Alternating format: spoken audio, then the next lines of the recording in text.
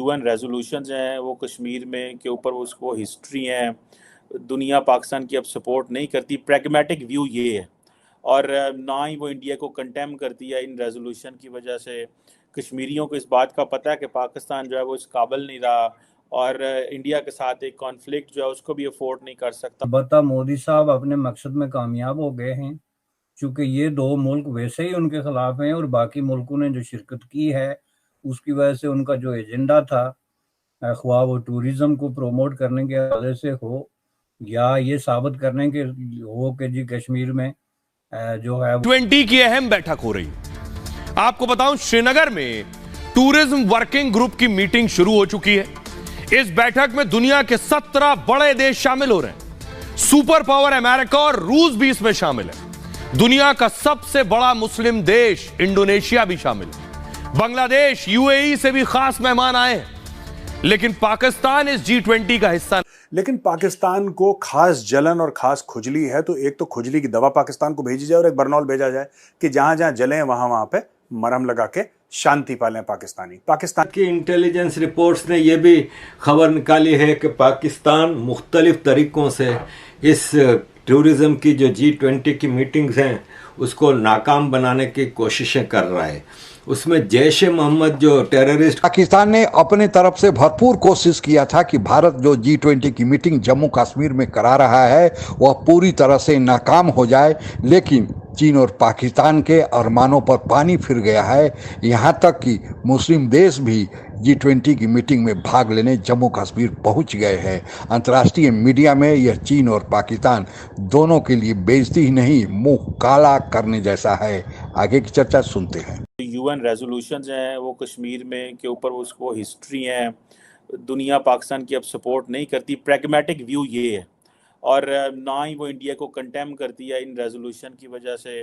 कश्मीरियों को इस बात का पता है कि पाकिस्तान जो है वो इस काबिल नहीं रहा, और इंडिया के साथ एक कॉन्फ्लिक्ट जो है उसको भी अफोर्ड नहीं कर सकता, और ना ही पाकिस्तान जो है वो टेरिटोरियल स्टेटस को जो कश्मीर। बता मोदी साहब अपने मकसद में कामयाब हो गए हैं, क्योंकि ये दो मुल्क वैसे ही उनके खिलाफ हैं और बाकी मुल्कों ने जो शिरकत की है उसकी वजह से उनका जो एजेंडा था, ख्वाह वो टूरिज्म को प्रमोट करने के हवाले से हो या ये साबित करने के हो कि जी कश्मीर में जो है वो अमन है। अब ये अभी होना बाकी है, क्योंकि अभी इजलास होंगे बाकी भी, तो फिर देखना पड़ेगा कि वहाँ पे कोई जलसा जुलूस या कोई इस तरह का वाकया या मिलिटेंसी वगैरह होती है तो दूसरी बात है, वरना इस वक्त तक वो बिल्कुल कामयाब है।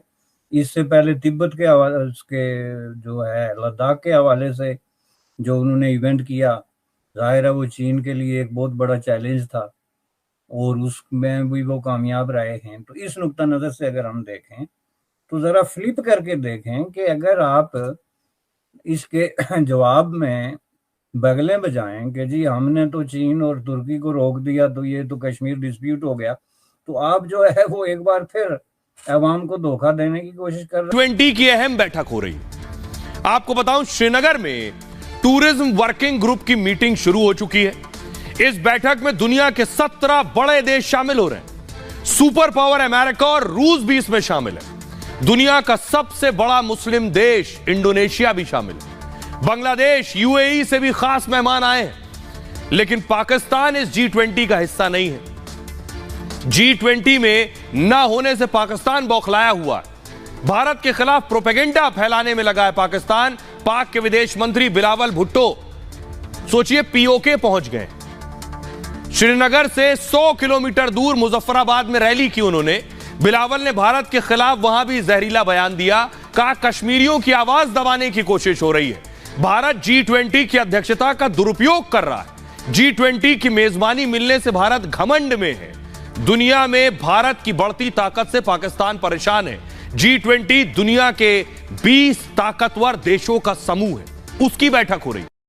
लेकिन पाकिस्तान को खास जलन और खास खुजली है, तो एक तो खुजली की दवा पाकिस्तान को भेजी जाए और एक बरनौल भेजा जाए कि जहां जहां जलें वहां वहां पे मरहम लगा के शांति पालें Pakistani Organisation of Islamic Cooperation जो 57 मुसलमान देशों का एक समूह है, उसको कह रहा है कि साहब आप इसको बॉयकॉट करिए, आप इसको बॉयकॉट करिए। लोग कह रहे हैं यार तुम पागल हो, हम क्यों बॉयकॉट, नहीं साहब इसको बॉयकॉट करिए बॉयकॉट करिए। वो पीछे पड़ गया पाकिस्तान। यहां पर भी जो पाकिस्तान बॉयकॉट की मांग कर रहा है दोस्तों, यहां पर भी पाकिस्तान कुछ मांग रहा है, ऐसा नहीं कि पाकिस्तान उनको कुछ दे रहा है। जब पाकिस्तान पैसे नहीं मांग रहा होता तो पाकिस्तान कोई फेवर मांग रहा होता, फिर पाकिस्तान उनसे फेवर मांग रहा है। देखिए, मैं पाकिस्तानियों को छोटी सी बात बताता हूं, इसमें इशू क्या है। इशू ये है कि G20 तो कश्मीर में होकर रहेगा, चीन और अगर एक दो और मुल्क नहीं आते उससे कोई फर्क नहीं पड़ेगा, इतना जो होना है वो तो होगा। की इंटेलिजेंस रिपोर्ट्स ने यह भी खबर निकाली है कि पाकिस्तान मुख्तलिफ तरीक़ों से इस टूरिज़म की जो G20 की मीटिंग्स हैं उसको नाकाम बनाने की कोशिशें कर रहा है। उसमें जैश ए मोहम्मद जो टेररिस्ट ग्रुप है वो प्लानिंग कर रहा है कि कॉन्फ्रेंस से पहले, कॉन्फ्रेंस के दौरान कोई मुख्तलिफ बिल्डिंगों में घुस के, जो ऑफिस की बिल्डिंग होती हैं, जो सरकारी बिल्डिंग होती हैं, उनमें घुस के हॉस्टेज बना लें, टेररिस्ट घुस के वहाँ पे हॉस्टेज बना लें और ऐसा कुछ करें कि वहाँ से एक खौफ की फ़िज़ा हो।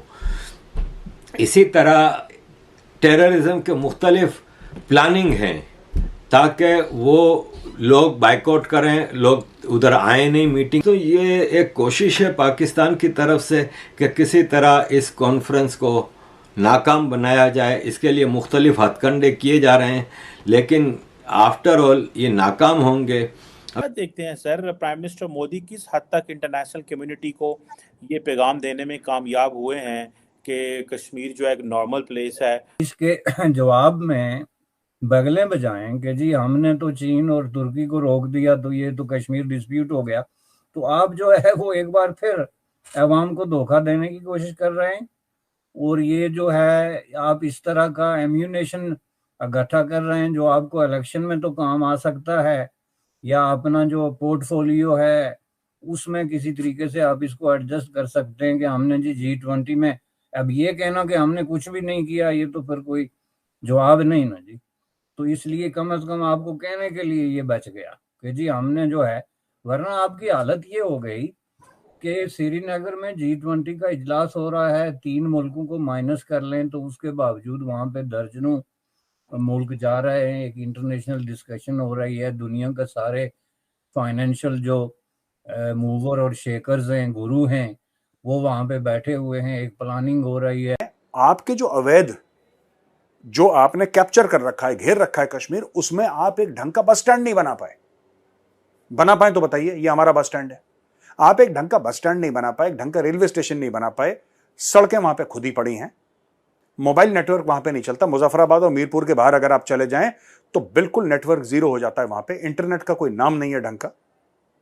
ठीक है, हर जगह फौजी चेकिंग करते हैं क्योंकि खुद के वहां के जो कश्मीरी हैं उन पर भरोसा नहीं है फौज को। तो मैं आपसे यह पूछना चाहता हूं, आप तो खुद कुछ कर नहीं पाए, आप कहते हैं हमें भारत का कश्मीर चाहिए। चलो मैं मानता हूं कि आपको चाहिए, अच्छी बात है, आपको चाहिए। अगर आपको मिल भी गया तो करोगे क्या उसका, ये तो समझाओ। मैं G20 तो देखो होके रहेगा और शुरू भी हो गया, और जिसको आना था आ गया, और जो नहीं आया दैट्स ऑल राइट, कोई बात नहीं, लेकिन G20 होगा।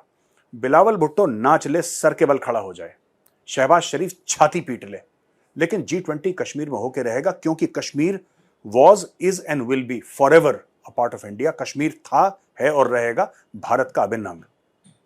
अब अगला जो स्टेप है भारत का वो ये है कि पाकिस्तान ऑक्यूपाइड कश्मीर और गिलगिट बाल्टिस्तान वापस लेना है। चीन कभी नहीं चाहता कि भारत उसके मुकाबले अंतर्राष्ट्रीय जगत में दमदार होकर सामने आए।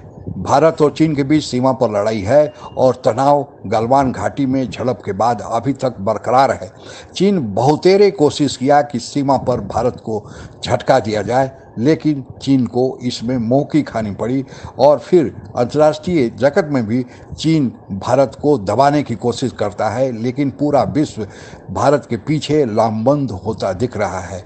चीन के लिए एक पाकिस्तान ही मोहरा बना हुआ है। हालांकि चीन ने कोशिश की कि G20 की बैठक जो भारत जम्मू कश्मीर में करा रहा है उसमें ज़्यादा देश भाग न ले, लेकिन सारे देश भाग ले रहे हैं। यहाँ तक कि मुस्लिम देश जिसे पाकिस्तान ने अपने तरफ से मुस्लिम बिरादर देश होने का वास्ता देकर मना करने की कोशिश की, वे भी इसमें भाग ले रहे हैं। हालांकि सऊदी अरब और तुर्की के बारे में कहा जा रहा है कि इन लोगों ने अपने मंत्री नहीं भेजे हैं, लेकिन इन दोनों ने भी अपने छोटे स्तर के डेलीगेट्स भेजे हैं। तो बड़ा आए या छोटा आए, दरअसल उनकी उपस्थिति ही पर्याप्त है और भारत ने मीटिंग जारी कर दिया है। यह न केवल चीन और पाकिस्तान के मुंह पर कालिक है, बल्कि अंतर्राष्ट्रीय जगत में भी यह दोनों के लिए बेइज्जती का सामना करना है और भारत के बढ़ते हुए अंतर्राष्ट्रीय ताकत का यह एक परिचायक भी है। आज के लिए बस इतना ही। जय हिंद। और ऐसे ही तमाम जानकारियों के लिए हमारे वीडियो को लाइक करें, सब्सक्राइब करें और बेल आइकन को दबाना ना भूलें।